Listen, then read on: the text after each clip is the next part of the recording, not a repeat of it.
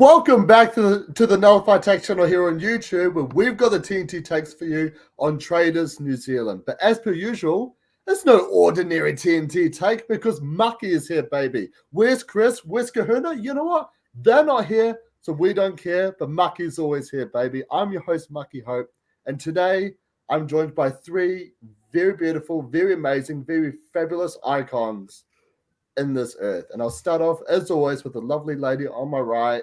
We've covered many shows together and many heartbreaks together as well that we'll also dive a little bit more deeper into tonight.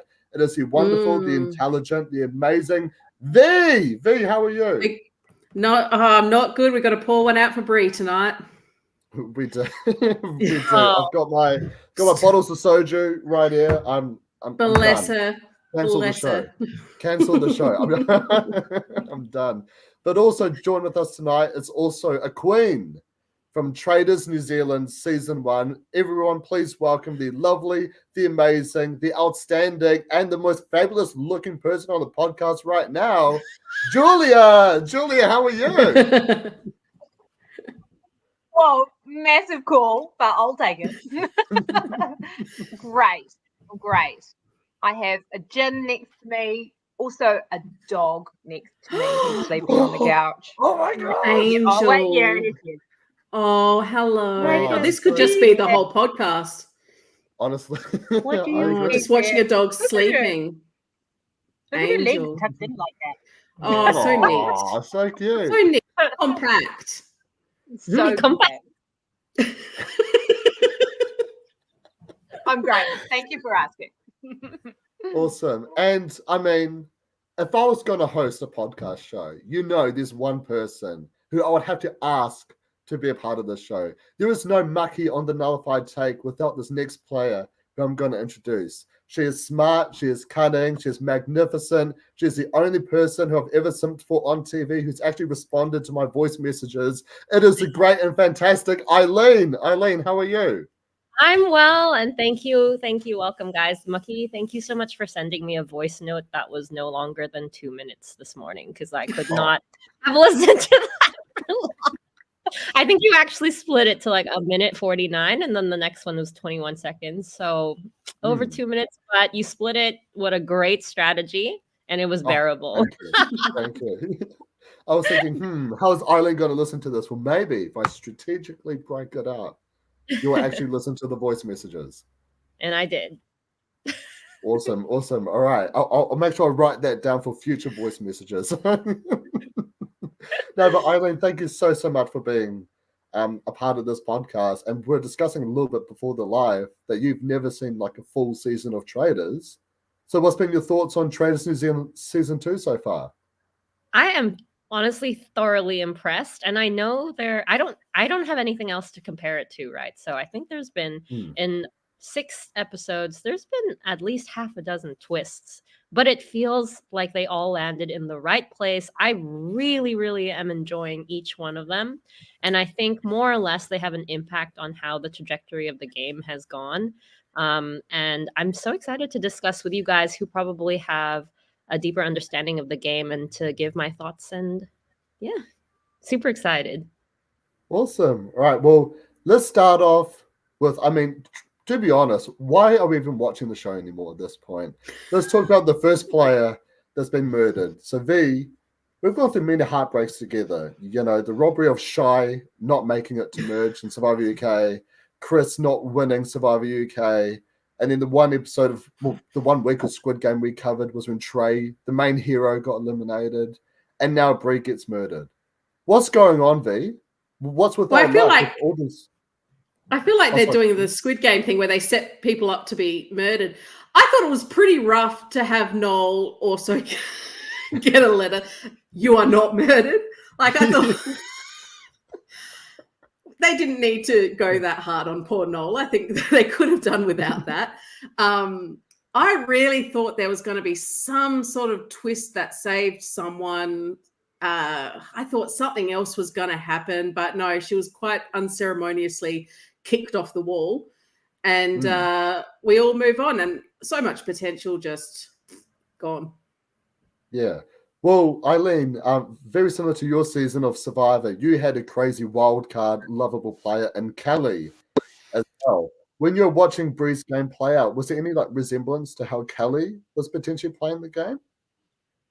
Nothing against Bree and nothing against her personally, but if I was in that game, I would have been maybe relieved to see her go because she was same thing. Honestly, anyone who's creating chaos, confusion, unpredictability, I am not able to work with them, unfortunately. And so she was just like a wild card in the faithful community. And I mean, she was the only person who, out of the other faithfuls who went to that digging graves, and so I guess it would only be her, Andrew, and Noel who could truly explain how she was prior to her outburst at the round table. But honestly, if someone does that out of the blue, and I guess we're going to talk about later how the other traitors betrayed each other, like that's not okay with me. No.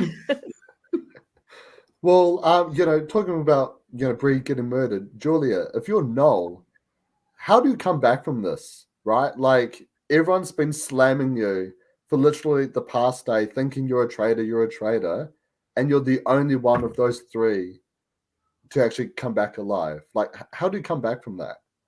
Oh man, well, naturally, Noel is cleaning up now. I think Noel's good for now, because this is what I love about the game, is the moment you think something's happening, it can shift so quickly. And that's exactly what we've seen over the last 2 episodes, is that Mike comes in hot. Also, we saw this coming. Remember, we talked about this in the first couple of podcasts. We went, I reckon Mike's going to come for Whitney because she's leading she was leading beautifully. I loved Whitney as a traitor, by the way. She was great. Same. But you could kind of see it. You could see it happening, that there was going to be some sort of coup. And I love that Mike went rogue and did that. And then now we've seen, he's in the clear. He's in the clear for now. Do you think his timing was correct, or do you think he stepped in a little too soon? What are your thoughts? Is he in trouble now? Oh, he's definitely in trouble now, because when you lead something like that, people are always going to ask questions as to why were you right?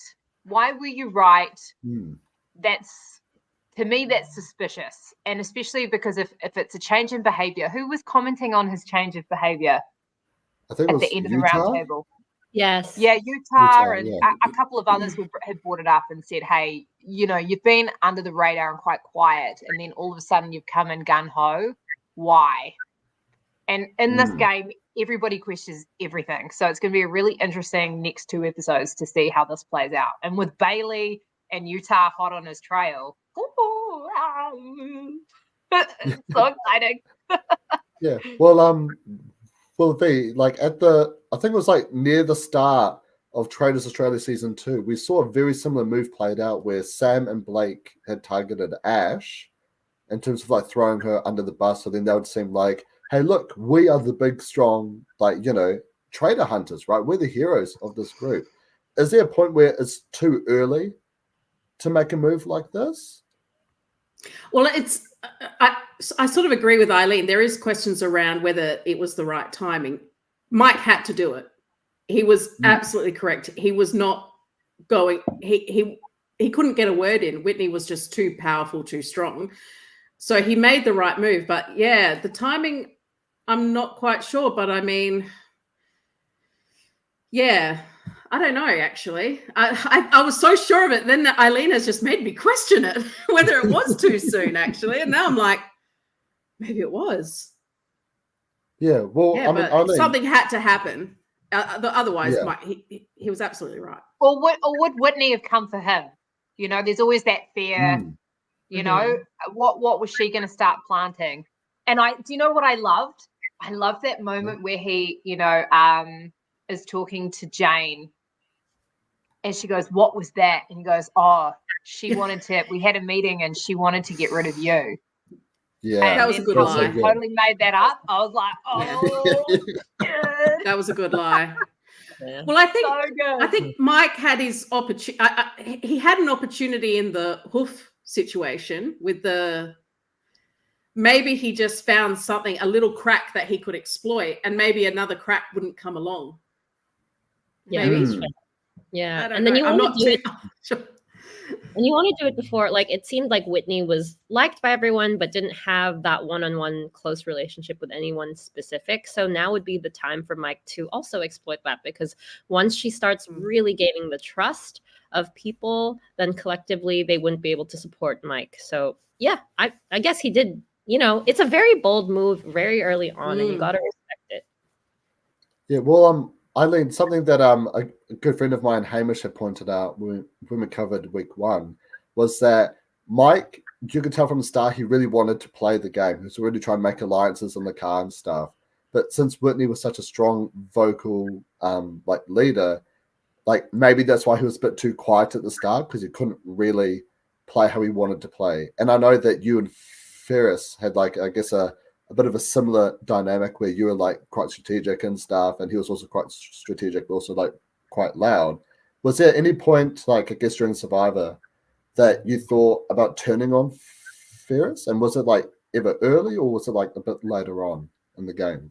Yeah, of course. It was maybe mid to later on in the game that I was considering getting him out, but that wasn't actually my experience at the very beginning. I think my experience at the beginning was very similar to Mike. I had thought of going into the game being this leader, maybe a discreet leader, being able to influence the group. But then all of a sudden I was put on this tribe where at least 4 or 5 other people were way more dominating than me. And so maybe like Mike, I just, some of it is strategic, some of it is you're forced to pull back a little bit. And I guess take a more observant role, because there's no way to actually vocalize anything. And then I guess he found his moment. And I actually think we could have been really similar in that regard.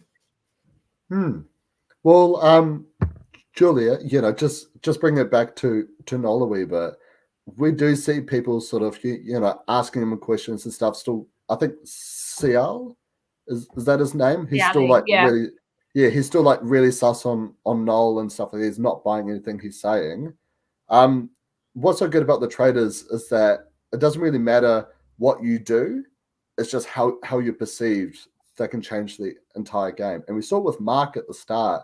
He was perceived to be like a traitor, but then we didn't hear from him in a few episodes. Everyone was kind of fined on him. And a similar thing starting to happen to Noel. Do you think Noel should try anything to, I guess, change his position in the group? Or do you think what he's doing now is I think he's playing a really good game now. I think with how things have played out, he's safe.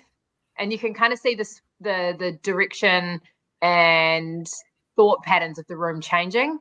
So I think he's good. I think I would, if I was Noel, I would just let it happen and not put my head up. I would just go, okay, cool. I'm going to let this play out as it's playing out. But you were talking about Mark. Oh my gosh, poor Mark. I really like Mark. And I actually, look, as soon as I saw his face when, was it poor Stephen went? Yeah. I felt really emotional when Stephen went, and then I went back and reversed my little thing when I was watching it to see Mark's face again. I was like, oh no, Mark, don't smile. Oh my gosh, Mark. He's just playing the game. He's having a ball, man. He is having a ball. And I just bless him. I love him. And I thought that round table was savage for Mark, and Kat was savage, and I thought he took it like a champ. I think he's great. Oh, sorry, after you. The whole time watching, I felt actually frustrated against the people who were coming at Mark, because I understand from a super fan perspective, you're just happy to be there. And I understood the smiles and everything. And for people to take that as some sort of thing against the faithfuls, I think it's ignorance. And I think it's just, I don't know. I think it's dumb, honestly. Let the person have their moment, and it doesn't mean that they're deceiving anyone. Yeah. Well, he's just playing play. He's just playing. And I totally agree. I just think he's great. And I thought that he was great from the very start. I just hope he can survive the next 2 episodes. Same. Yeah, well, Julia, like something I guess that's pretty safe to say within New Zealand is that we don't really have many massive super fan type cultures within our country, except for rugby and sport, but that's pretty much it. So like on your season, were there any sort of like I guess like game related super fans like who are playing and stuff like that? For like it's like any social like strategy type games? Are you talking about like super fans as in Traitors, or are you just talking about people that were loving playing? Oh yeah, like I guess like super fans about Traitors or about like I guess like Survivor or anything like that. Nah, not really. And to be honest, our cast, I mean, we're all quite close and chatty. Like our group chat on our phone has been pretty busy the last few weeks. We're all very close. So we were all really just enjoying playing, to be honest. We were having a ball. And it wasn't until, and Aileen, you'll know this, like towards, when you start getting tired towards the end of being part of a show like this, that's when your emotions start really coming out because you're tired. But I loved playing every moment until probably episode 9. And I was like, I don't want to play anymore. I'm glad to hear. I'm glad to hear your cohort is so and everything, because just from watching the current season of NZ Traitors, I'm like concerned about the relationships beyond the game. Honestly, some of savage. Yeah. Yeah. Well, but we do see here that Mark comes up, with this plan where he sees Jason and Bailey as traitors simply because like they've never actually voted for a traitor in the game. And Aileen, I understand what he's trying to do, right? He's trying to create this like group dynamic and stuff. He's like, if all of us are like a part of this, and as a team we sort of go after them, we can sort of like try and surprise them. Maybe they'll stumble and slip up and stuff.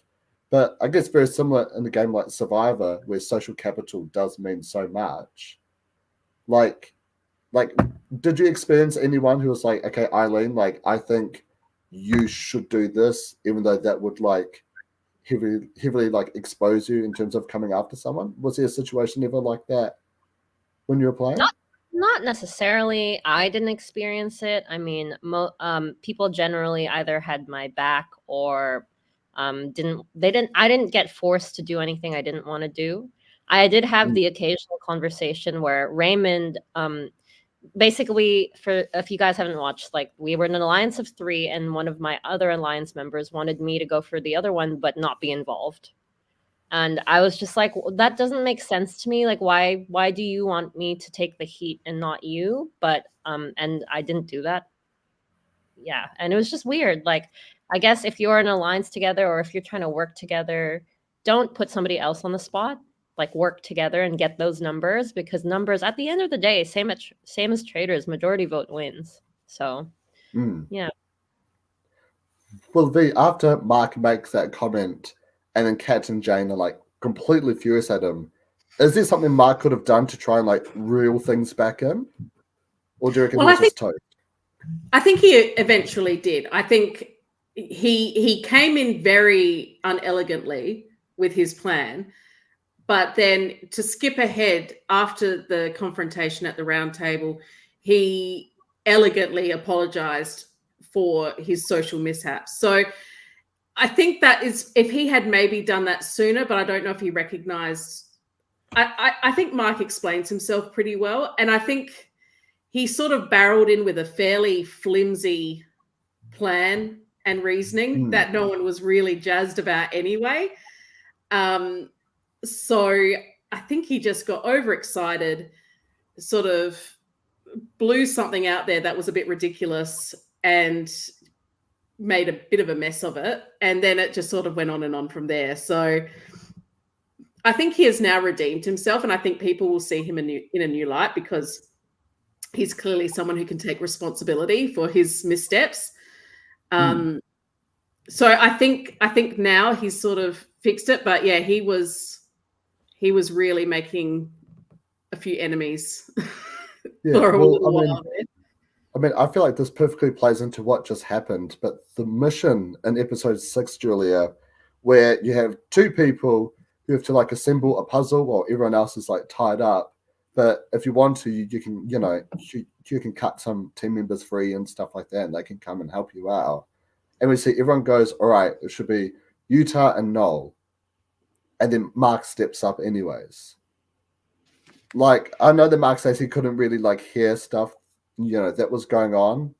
But like, do you think that was like a smart move for Mark to try and like really step up, even when there were like people sort of like disagreeing or not very happy with him, even beforehand? Look, I say kudos to Mark because you want to be involved, and you do want to put yourself forward for missions, and there were, especially if you're taking a back seat all the time,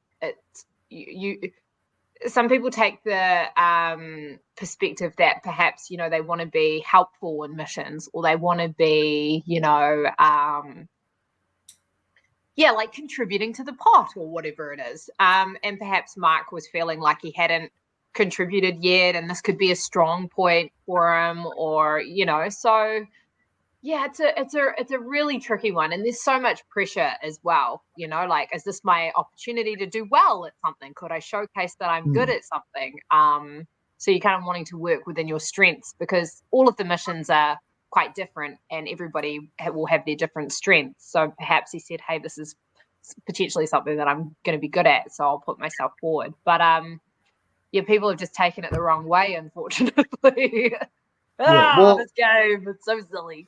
Well, unlike Survivor, where challenges are a crucial part to the game, where they can literally mean the difference between potentially going home or staying an extra few days in the game, how important are the missions in the game of Traitors? Like, yes, they do add the prize pot going towards the end, but we've seen a lot of drama, like especially the one with like the buckets in your season between Sam and Phil and everyone.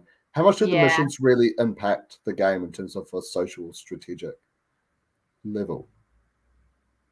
Look, it's really hard. I when I was playing, I kind of found that they were a little bit redundant, but it's always it was an opportunity for us, and it would be different, obviously, for you, Aileen, like us to let off steam, because there was very little opportunity to. It was such a mental game.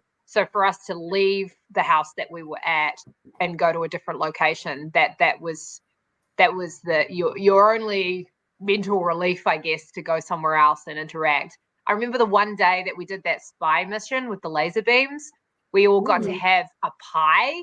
One of the producers went to the bakery and got us a mince and cheese pie. And that was truly the highlight of my week, the fact that we got a pie from the bakery.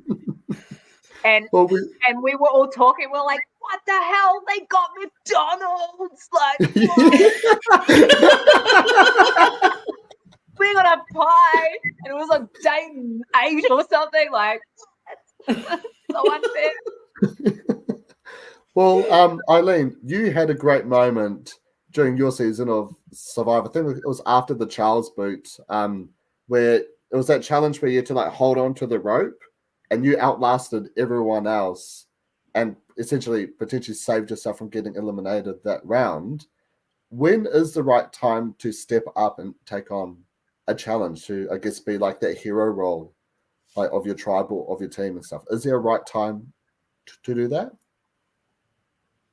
It depends. I think my right time was when I was desperate and needed to save myself. But it wasn't like, I had just been chilling every single other challenge and not trying my best. I was trying my best, but it just mattered more. It mattered the most this time. And I think you really got to gauge with your team, like when it's appropriate to be like, I'm really confident that I can do well in this challenge, or let others have a go. I know in my season in my team, all I wanted to do was participate in every single challenge, but I actually sat out of 3 to 4 challenges, not because I wanted to, but because there were other people on my team who wanted to have a go as well. And sometimes it's better for you to give other people that chance to shine because it shows that you're a team player. So I think it's mixed. Well, V, let's quickly talk about their mission. I don't know about you, but they were some of the most poorest cutting skills I have ever seen. And I used to work in the seafood department at a supermarket, and we used to, cut all kinds of different fish. Some were rotten, some were fresh. It took me a small while to know how to fillet a fish, right? But a rope surely can't be that hard to cut. Dude, I can't talk. I wouldn't be able to do any better. I'm the least athletic person on the planet. So I would just be like, I wouldn't know what to do. That looks pretty bad actually on the screen. Anyway, moving on. So under pressure, remember time pressure. If someone was breathing down my neck going, hurry up, hurry up, hurry up, while I'm trying to cut this rope, I'd be like, I don't want to do this anymore. So I can't talk. They did far better than I would have. Also, so they would have made that. Was that? They would have made that knife blunt for sure. Yeah. It was just a diminishing returns after a while. So yeah, I felt sorry for that. I would have given up. I probably would have tried once and gone, I guess we're not freeing anyone, and run off. Probably left the game. I probably would have run out of the challenge completely and gone, do they still have that $10,000 that they had last season somewhere? Can I just go get that? Well, Julia, once again, I felt so bad for Mark because, doesn't he have chronic fatigue or something like that, and that's why he's got his cane? It's something like that. And after he tried cutting Utah free, you could tell he was just completely gassed. You could see he was stumbling around and wandering around, and I feel like Mark just can't catch a break. Whenever he tries to be the hero, he just falls on his face. Yeah, he's really trying. And look, and that's what I reckon is that he's there to have fun. He's there to play. He's the Dungeons and Dragons guy. This is an experience of a lifetime for him. It's fun. He's enjoying himself, and he's trying. And poor guy. Let's just hope that he hangs in there. But it's looking like it's going to go. It's heating up on Mike. Dang, It's exciting. It's exciting when we thought Jane was going to go on, day 1, day 2. And now maybe Jane is going to be our reigning champion. Who knows? Well, Aileen, let's talk about Mike's move. So before they even went to the first mission, he pulled a few people aside. He pulled Molly aside, which I've got something great I want to say about Molly, but later on. He pulled Bailey inside and Mark aside to, discuss his plan on taking down Whitney. In a game like Traitors, do you think having those one-on-ones about taking down someone is much better than a group discussion? Because it worked really well for Mike, that when Mark tried to do a move like this pretty similar, he fell flat on his face. How do you think would be a good way to navigate or orchestrate a plan to take down a traitor? I think the great thing about going to have one-on-one chats is, first of all, you have just one person to deal with in terms of their emotional and mental, thinking about the game strategically. While if you're trying to present your idea to a group of 6 different people with all these other different ideologies, there's more of a chance that you're going to be rebutted with all these different perspectives. I think the great thing about having one-on-one chats as well is you're able to gauge how to interact with that person specifically only.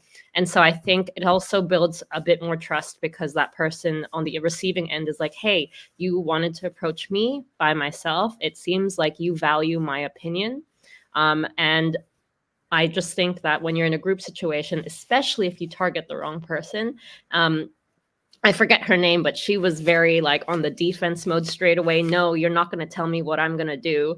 And to be able to explain that in front of everyone just creates the sort of group mentality that, Mike's in the wrong.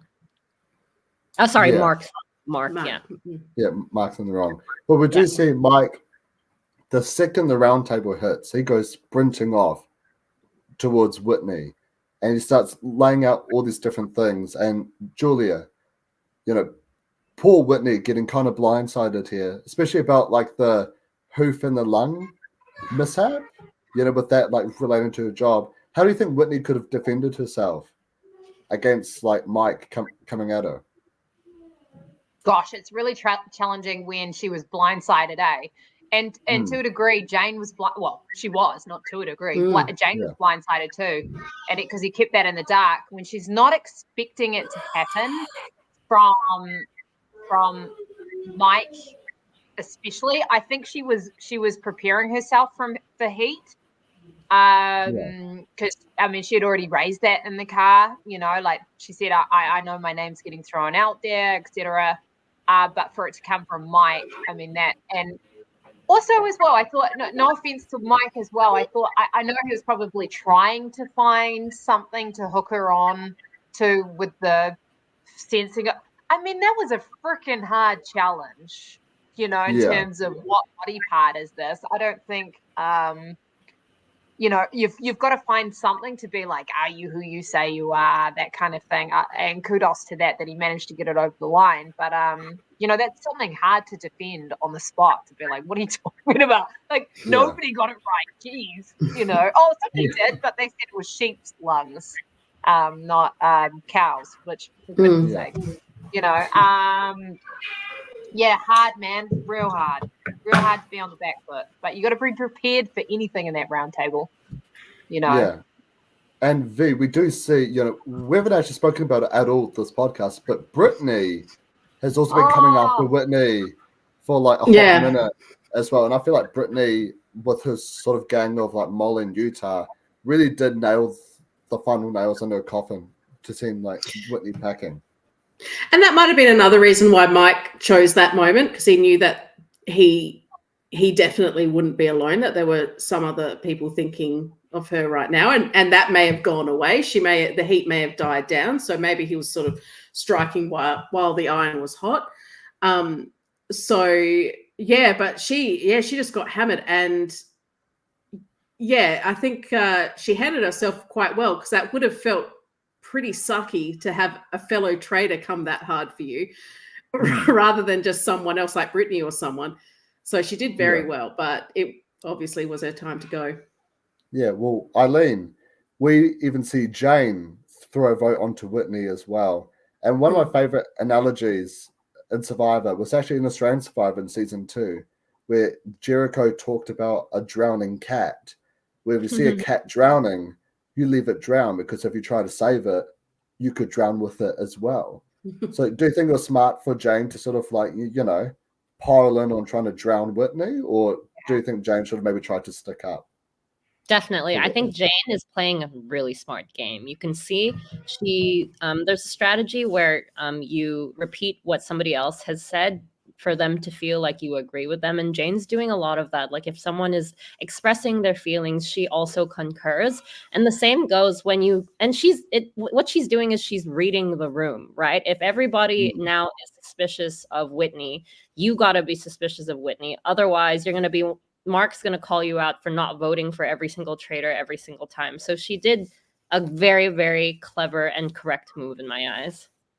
Yeah. Agreed. And Julia, we see another queen of Traitors New Zealand, Whitney, get taken out with 2-2 back-to-back, Bree and Whitney. What was your thoughts on Whitney as a whole? Well, I thought, as she was wonderful, but I thought she played too early. She came in too hot, and this is a long game, and it's really exciting to watch, because you have these interesting characters and gameplays with people coming out hot really early, and you cannot in Traitors. You have to get the balance right, where you've got a little bit of heat and a little bit not. You got to be mediocre for as long as you possibly can, because if you are not mediocre, people just, and it's really hard to stay average. Being average is actually quite hard, and that was my gameplay for as long as possible. Be average, be average, be average, be average, be average. Yeah, so she just played too early, and we called it. There's been quite a few people that we've seen play too early, and I was so gutted to see Britt go. She showed that she was too good too soon. She should have kept that. She knew what was going on. She should have just kept quiet. We know, Britt, you are the queen here. We know you knew what was going on. I just wish that you had just not told people that you knew what was going on. Yeah, well, because you can't be too good. Yeah, well, Britt actually heavily reminded me a lot of Brody from your season, Julia. You know, someone who knew exactly everything that was going on. I feel like Brody was probably more of a louder version than Brittany, but like Brittany knew everything that was going on. And do you think it was the right move for Mike and Jane to take out Brittany? Yes. Oh, absolutely. From a trader's point of view, she had to go. She's too good. Well, people knew that she was too good. She should have just kept that under the radar. If you know what's happening in the game, you do not tell people that you know what's happening in the game. You just you gotta play it behind the scenes, or just play it ignorant. Oh really? Oh my god, what's happening over here? You know, you just gotta dial it down. Because if you're too smart, you're gonna go. Yeah. Well, Aileen, in a game like Survivor, often people keep threats around to sort of protect themselves, like going deeper into the game. Do you think that sort of strategy could work in a game like Traitors? I guess depends who the threat is. Is it for the traitors, or I guess, for example, keeping Mark around where he's always going to cop some heat is a good strategy because, oh, wait, is he a traitor? Oh, wait, nah, he's not. He's a bad. Oh, wait, is he a traitor? So it's good to keep him around and not murder him, because then you don't like who's your next big threat. So yeah, I guess so. Yeah. And you know, unfortunately, when Brittany gets eliminated, you know, I was thinking, who's going to be next? Who is going to be the next iconic person that gets eliminated? And you know, Aileen knows I love Sneaky Steve. Well, we have another Sneaky Steve in this game, Julia, and his name is Steven, not Steve. You know, he came out of nowhere and he hit the nail on the coffin. We say to, I think, both Mike and Whitney that he's pretty certain that 3 people who went to dig up the graves were all faithful. What was your thoughts on Steven for his 1 episode of Glory? Oh my gosh. Was that not a hugely emotional roundtable moment when he came up and everybody firstly had spelt his name incorrectly? And then secondly, pulled the heartstrings of like, I'm honest, you're my family, I'm transparent, and I come out with the truth and I speak the truth. And everyone's going, oh no, we effed up, mate. You could see it straight away. And I went, yeah, you did, bastard. Poor Steven. And that was a brutal roundtable. It was awful. I felt really sorry for everyone in the room, because it is awful when you do get it wrong. It's awful. It is part of the game. You get it wrong, and sometimes you have to sacrifice your own, especially if you're playing to win and you can see where the room is going and you may not be convinced that they're a traitor, but you don't have the majority vote. You got to let them go. It sucks. Well, Aileen, unlike Survivor, where you can vote someone out for many different reasons, like for strategic reasons, social reasons, or maybe because they're just too weak in the challenges, something that I find shocking about Traitors is simply that, like, it can literally be just one conversation. It can literally be one simple movement that can be the cause of you getting eliminated or voted out. And we saw that Steven was saying good night to everyone, and he looks at Brittany and he goes, have a good night, or something like that, or hope you sleep well, or something like that. It was goodbye. Oh, goodbye. It was goodbye. Yeah, it was something like, yeah. And that is something that does come up. Like, was there ever a time during your season of Survivor where just like a simple phrase of words like that really affected someone who got voted out or like impacted their game heavily? I don't think so, but I think as a overly skeptical person, just in my normal life, like everything anyone said, especially at the beginning, I took with a grain of salt. Like everyone's occupations that they said at the beginning, even Raymond, who said he worked at a DVD shop, I was like, really? So I no specific moment, but I think I take everything and analyze it probably too much. Yeah. Well, I mean, let's quickly fast forward to the mission because I feel like a lot of Steven's demise also comes from this mission as well. Where, I mean, to be fair, we've already talked about with like the rope and stuff, but at the end, we see Steven, Donna, Jane, and Kat all not get chosen to come and help out with the mission. And they have an ultimate choice to make, Julia, where the choice is that they can either like choose a banishment, where if they do vote out a traitor, they get an extra $2,000. Or if they don't vote out a traitor, then they get $2,000 taken away from them. Or a murder, and those 4 people, I think all 4 of them will get shields, or some of them will get shields. If you're in a situation like that, what would you have chosen, a banishment or the murder?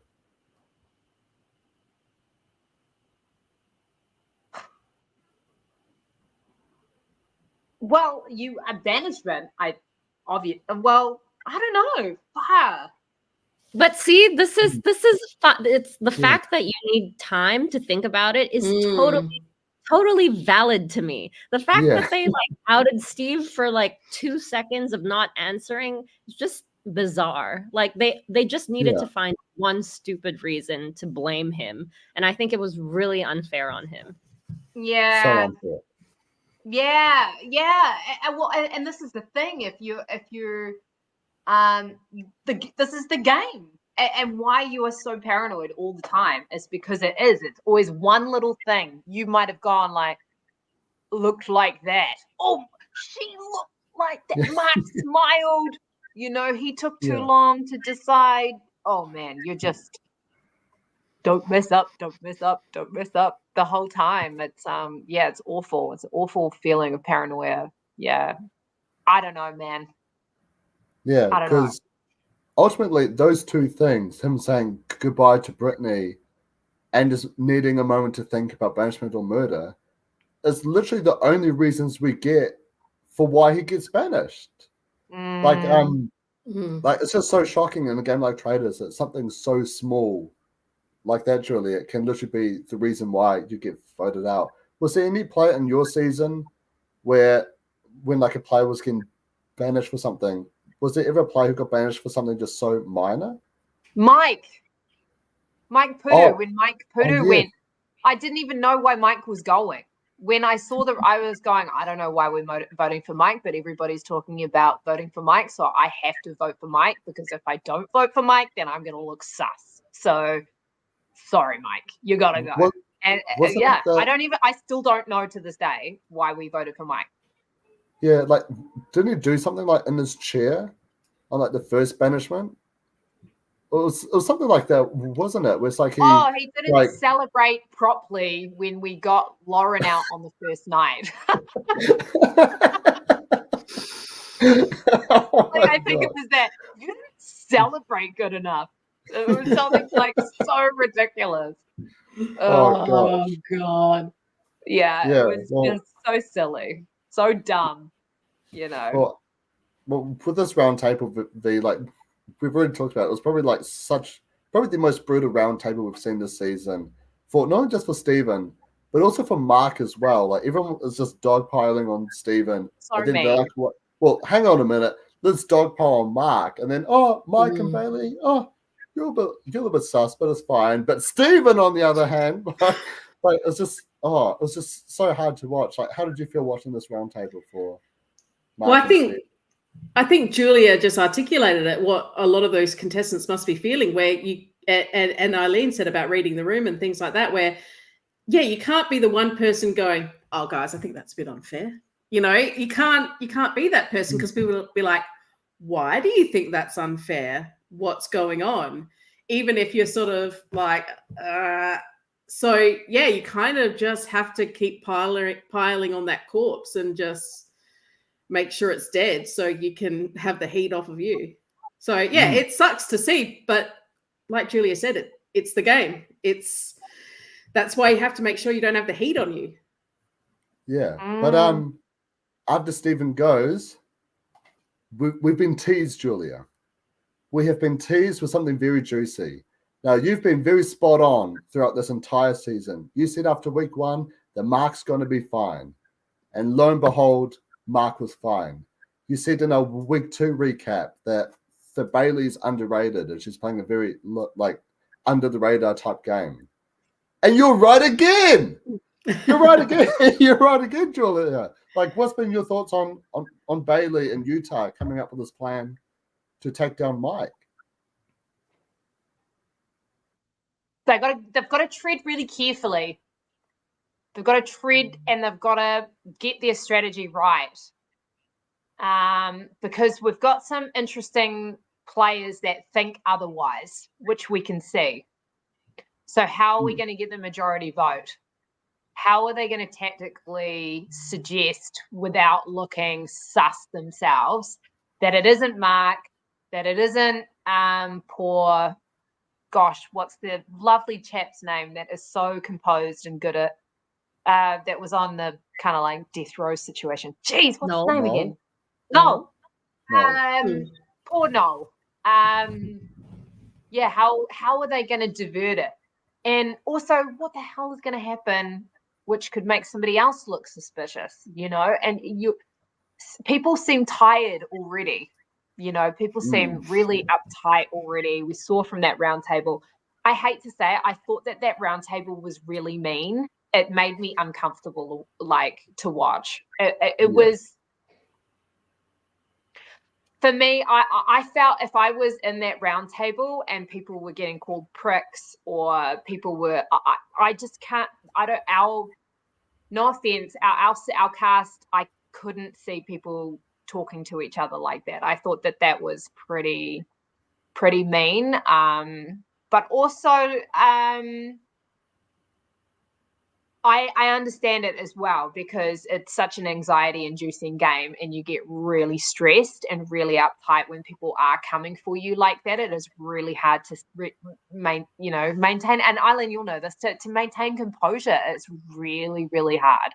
Really hard with cameras in your face and you're withdrawn from your family and everything like that. So, but fire out. Oh, I just hope that they can get it. They've got to get this majority vote. We've been talking about this the last two podcasts.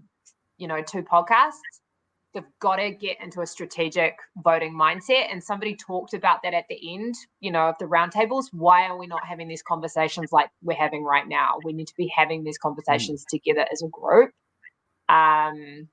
It needs to be strategic. They need to have the numbers. So I hope that they can pull it off. But then it leaves Jane as the sole traitor. Oh my gosh! Well, Aileen, who do you think is going to come out of this war or this battle? Do you reckon, because Mike is already pretty sus on Bailey as well, do you think Mike is going to take up Bailey first, or do you reckon Utah and Bailey will be able to take out Mike? I'm rooting for Utah and Bailey. I really want to see these underdogs take control, and I want them to do it very, sensibly in the right way, to make sure that they're not going to shoot themselves in the foot and for them to be seen as two potential traitors going after Mike, I guess. And I would love to see, I want them to put up a fight and I want to see Mike defend himself because he made such a bold move. If he can defend himself and not be murdered, then I would applaud him even more for being that good of a traitor. Yeah. Well, V, what's your thoughts? Are you team Mike or are you team Utah and Bailey? Are we not supposed to want the traitors to win? Because I'm on team Mike. Yes. I want to see it work out. I'm on team Jane. Yeah.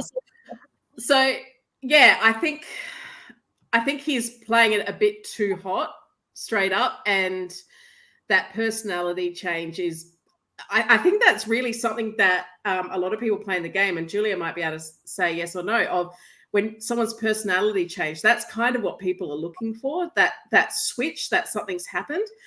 And if there's already talk of that. So I think he may have cooked it a little bit. He probably should have played it cooler than he did. But maybe it just gives an opportunity for him to get banished and Jane to, move up the rankings and take control of the game, which would be even more awesome. Yeah. Well, I'm Team Mike personally. Like, I've really loved Mike's gameplay all throughout the season so far, and I hope we get to see more of it. I reckon, like, now that he's got some power, as he goes along, he's going to be making some more like really ballsy moves. I can see him coming for Jane really soon as well. Which, I mean, I think between Mike and Jane will probably be able to take out Mike. But I love a player who goes super ballsy. Like in your season, Julie, like Brooke and Colin were probably my two favorite players, just because of like how ballsy and how strategic they both were. Like, is that how you see Mike, or are you just like, nah, Team Bailey, Team Utah? I love somebody that's just going hard for it. Like you have to respect that the bold moves, and especially to pull off the bold moves. We saw it in Australia season 2 with Sam, and I just went, this guy is unbelievable. How can they not see that it was so bold that it was overt as covert? It was so crazy. Like, and as a viewer, you're going, "Oh, can you guys not see this?"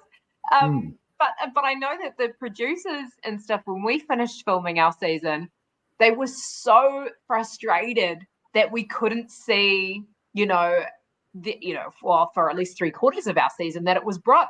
They were going, why can you guys not see the chaos? Why can't you see it? And because it's just so overt, we just couldn't. We just couldn't. And he was so good at relationships and things like that. I don't know, man. I love a bold move. It's exciting to watch. It's brave. If they can pull it off, it's even more glorious. You got to take risks. You do have to take risks. So, but risks can be taken in many different ways. So, it's exciting, man. I don't know what's going to happen. Well, right before we get to the smartest move of the week, there is one mission that we still have yet to talk about, and it was the first mission where they had like 3 or 4 people stuck in a box down near the beach as the waves are sort of crashing up, getting closer and closer, and they had to feel out a bunch of numbers inside of each of the boxes, but they all had their own like sort of gross thing inside. Like one had like a box filled with soup, the other one had like mouse traps in it, and I don't know what the other one was. Was it like meat and fur? And hair. And hair, yeah. Like what was that? Was that me, or was that something else? Yeah, I think it was. Yeah. Yeah. Sure, that had to be like some sort of like mince. Yeah. Well, Aileen, when you saw this challenge, what was your thoughts on it? And if you had to choose a box to stick your hand into, which one would you have wanted to choose? It's giving me Fear Factor vibes from like a decade ago when you have to stick your hands and stuff, or like I'm a Celeb. I would have liked to stick my hands in something dry rather than wet because it's just gross. Like, I don't know. I guess the meat one and hair one would have been weird, but fine. The mouse trap one is like, is it set up? Are you actually going to get snapped? That would be a bit scary. So, yeah.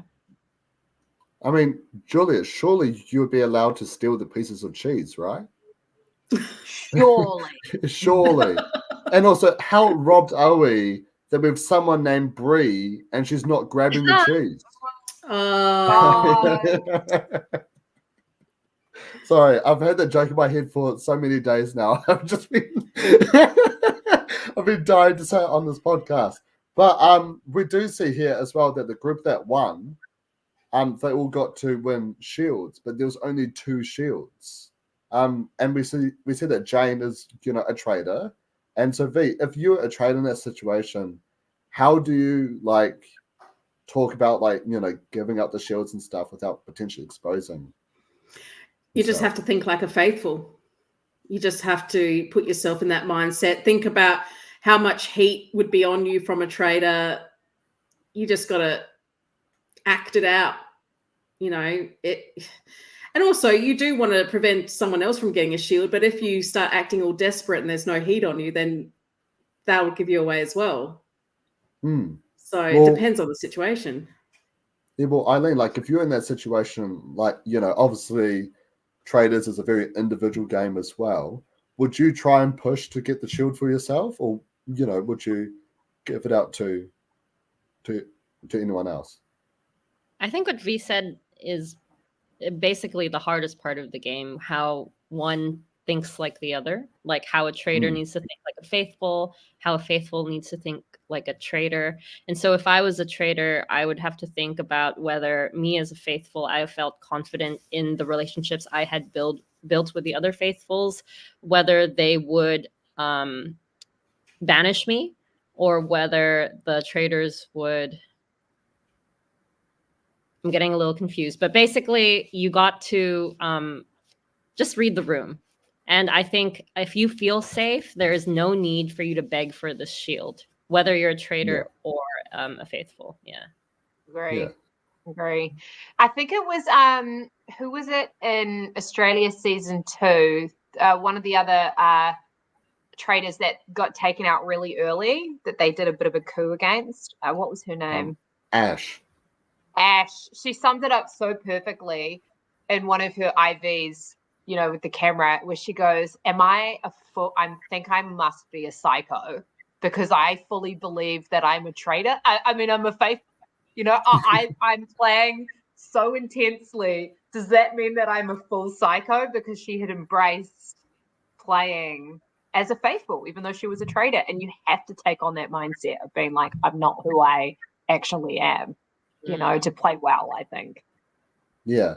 Well, just a couple quick things before we get to Smartest Move of the Week. I'm so sorry, Andre. I didn't actually have the comments part open, but thank you so much, brother, for sending in the $10. You are an absolute legend, man. So sorry I didn't bring this up earlier. Thank you.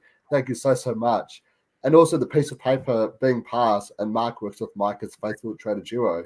I mean, Julia, once again this episode, we see him with his, you know, this cheeky little notebook, and as Mike is telling him, he's going, and it's just writing everything down.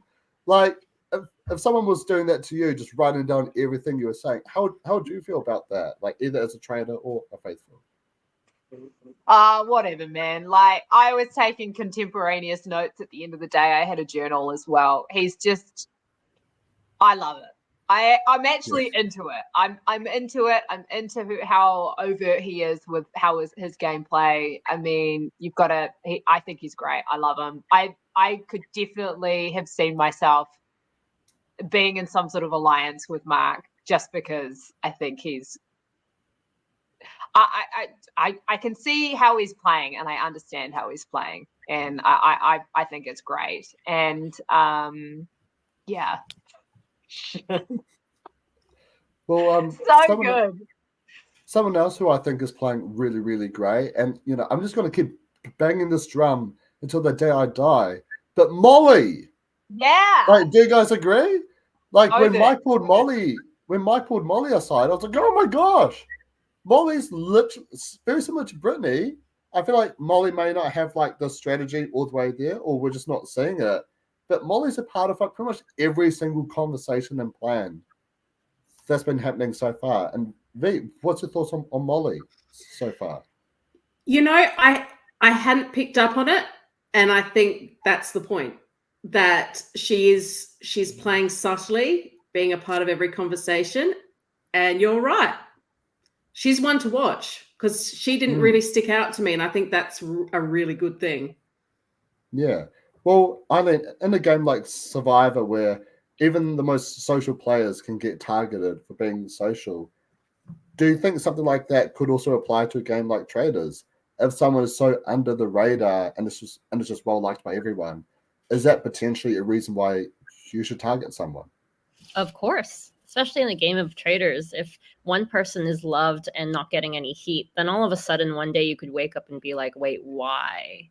Why is this person not being ousted? Are they a traitor themselves? Are they just gathering all the intel and going to use it to their advantage? So of course. And I think in a game of traitors, which it's super fascinating to me, like you could pick out anything from what anyone said, how anyone's reacted, and then question them. And I think also it's a skill of defending yourself. If you can't defend yourself, then there's no way that you can change other people's minds. So I think if Molly has the capability of, once the heat goes on to her, it has been on her before, but if it happens again, she needs to really deflect that and be just as good as Brit to make sure that everyone believes that there's no way she's a traitor. Yeah. Well, with that said, everyone, I think it's about time we get to my favorite part of the podcast. So Aileen, I know you're brand new here, so I'm going to quickly explain it. Hamish and I, way back for Traitors New Zealand Season 1, came up with this thing called Smartest Move of the Week, where it's not really the smartest move of the week, but we try and justify why it's the smartest move of the week. And we do an improvised song to start it all off. And very famously, Aileen, we did a parody song together. We made a parody of Need You Now, about, your time on Survivor and how I desperately need to see you back on our screens again. So I'm going to give you a choice. So you can either try and do like a duet with me, we'll improvise the lines, or you can join in on the musical. I'll join in on the No, what's the difference? What's the difference? We're singing either way, right? I mean, so normally it's just like a bunch of different like sounds and beats and stuff like that. Or if you want to, like, we can try and, match each other and singing like a quick little intro for this. Can I get a sample from you guys? What is sample? V? All right. You do something. All right. You want me to kick it off? I want you to kick it off. With my drumming? Hey, there we go. There we go. All right, Julia, play on with that.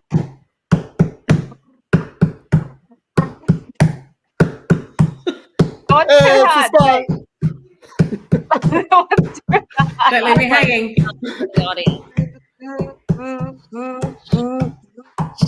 It's the smartest move of the week. Mucky's here, big smartest move of the week. He's joined by me, Aileen, and Jules. It's the smartest move of the week. Hey! Smartest move of the week. I'm getting into it now. Yeah, it's so good, so good. So, how would you like to join in, Aileen? Would you like to be like a part of like the musical, creating like a beat or like a sound? Are we doing it again? Are we doing it?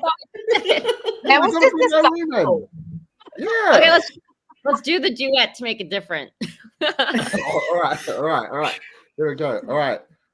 This time, since we have Aileen changing it up by doing the duet, Julia, I want you to start us off this time.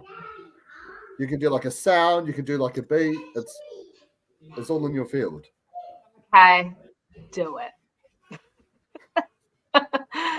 I was going to say I could get Jimmy to play the double bass, but we won't do that. Okay. Boom, boom, boom, boom, boom, boom, boom, boom, boom, boom. All right, boom, it's on you. Boom, boom, boom, boom, boom, boom, boom, boom, boom. All right. You ready, Aileen? Yeah.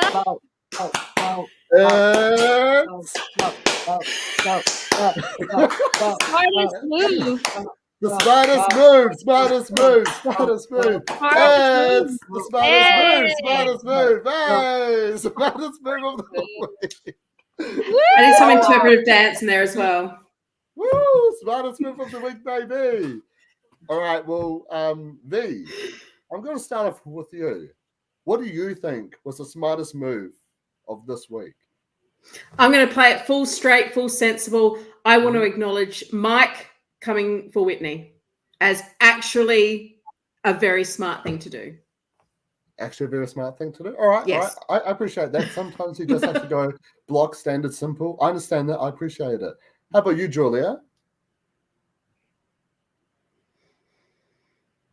You know, what Aileen brought up the other week, was Jane listening to everyone and then just agreeing with everyone. I'm loving how Jane is playing right now. So I'm gonna stick with Jane constantly just going, yeah, with everyone. Yeah. I think. Oh, really? Yeah. And yeah, I think I'm kind of, but that's just in general. I need to do smartest of the week, hey? Yeah. The most cunningest move of the week. So cunning, you could put a tail on it and call it a weasel. Oh, go to Aileen first. I need to think about this. Don't vote me out. Or don't think that I'm suspicious. That's pretty sus, Julian. That's pretty sus. Yeah. You can't think of smart. You can't think more. Right. Go to Aileen. Come back. All right, Aileen. In your opinion, what was the most cunningest, smartest, most strategic move of this week? I think it was a good idea to vote out Brit, to murder Brit, because she has been on the ball for everything. And like the traitors have been getting a bit of heat, especially Mike. So they need to do a big move, take out Brit, who's the hound, who can sniff out a lot of things. And then just, it takes away the leader from the faithful group, I feel. So everyone's back in the confusion, chaos mode. Yeah. Yeah, same. Same? Yeah. Wow. No, Right, we talked about that. We talked about that it was smart, right? Yeah, definitely. Yeah. Sorry, Britt. You were great. You were really She was good. great. Too good. Great. Yeah, I love Brit. But I'm going to throw in this curve for one, because I actually think, unlike my other takes, that this one was actually pretty strategic, and it was during the first mission with like the meat and the hair when Cialy, how do you say his name? How he put some of the meat and the fur inside of the number 0, so people couldn't actually feel it was a number.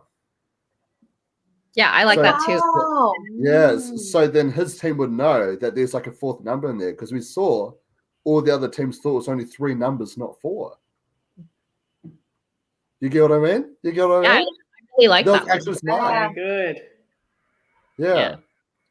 What's your thoughts on that, Julia?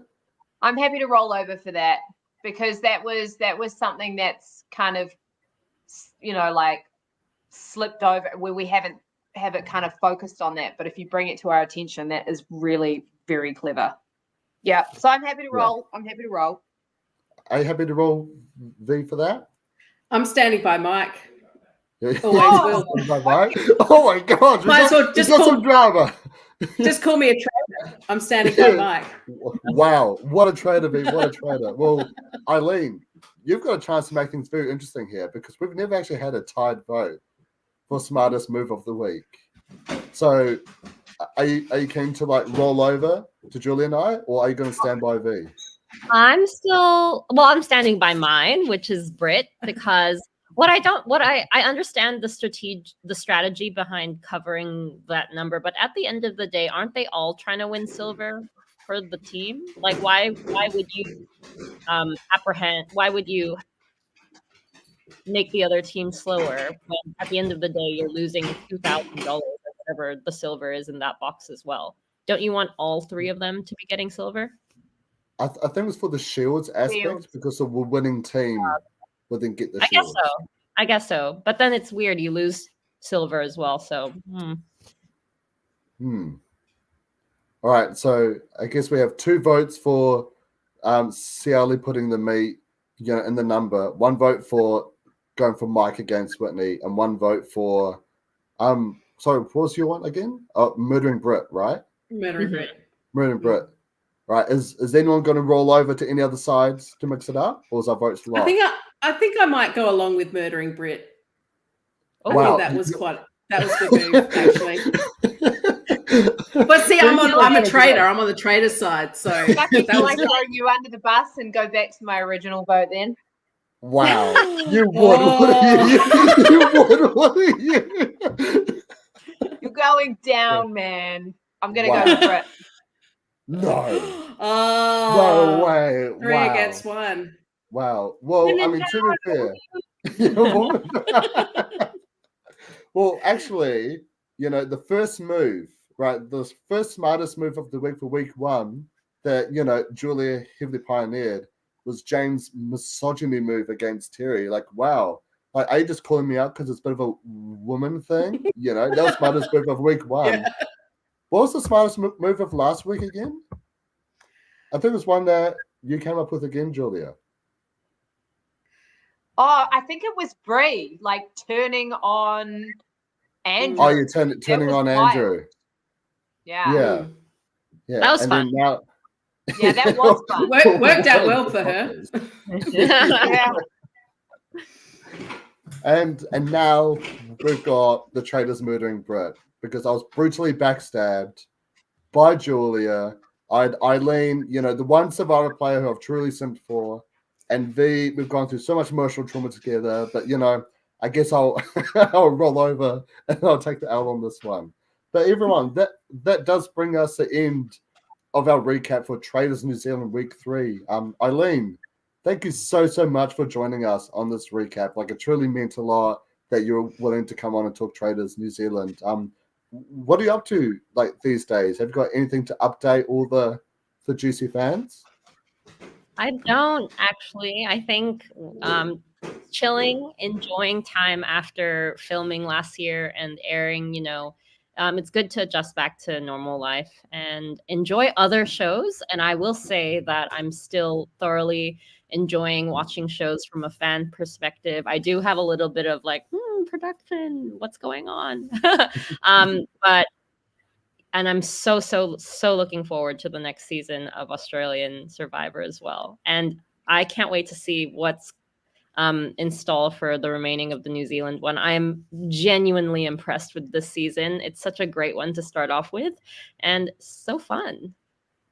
Yeah, well, I hope you're always welcome back anytime you want. If you want to come in any week to discuss Traitors, you're more than welcome to come back on. Like, I truly appreciate you coming on this week, Aileen. You are a superstar. No worries. Thank you. And you guys are too. And Julia, can't wait to watch your season now. I don't even know if you're a traitor. I don't even know if you're a traitor or of a faithful yet. So don't say anything. Well, V, is there anything that you would like to update? Just if you're in South Australia, I'll be appearing in HMS Pinafore at the Maritime Museum, 15th and 16th of August. But that's only if you're in South Australia, so a very small percentage of people watching probably. And how about you, Julia? Anything you want to update anyone? Anything amazing or special going on? Nothing at the moment. I have I got booked for a really cool conference as a keynote speaker down in Queenstown. Oh my gosh, nice one. It's really cool. I like doing some keynotes and like to be a little bit outrageous and upset people, in a public forum. It's quite nice. I won't do that if you're listening. I might do a little bit, but I like to keep people on their toes. Be a little bit confrontational. It's fun. Nice. Yeah, well, nothing's going on my end. I'm still planning on meeting Shin Baddie. That's still happening in a few weeks' time, which I'm so excited for. Aileen, I'm sorry, but you're not the only one, right? There's a second one. I'm sorry. She's a Star Wars actress, and yeah, I'm sorry. I've crumbled. That's okay. I guess you'll send your voice messages to somebody else, and it's fine. Well, unfortunately, that does bring us into that. Unfortunately, that does bring us to the end of this podcast. If you are new to the channel, please hit that subscribe button. We're so close to reaching 2,500 subscribers, which such an insane number. So smash that like button, smash the subscribe button, and let us know down in the comments what your thoughts have been of the season so far. But until then, ka kite anō, and we'll see you guys next week. Bye.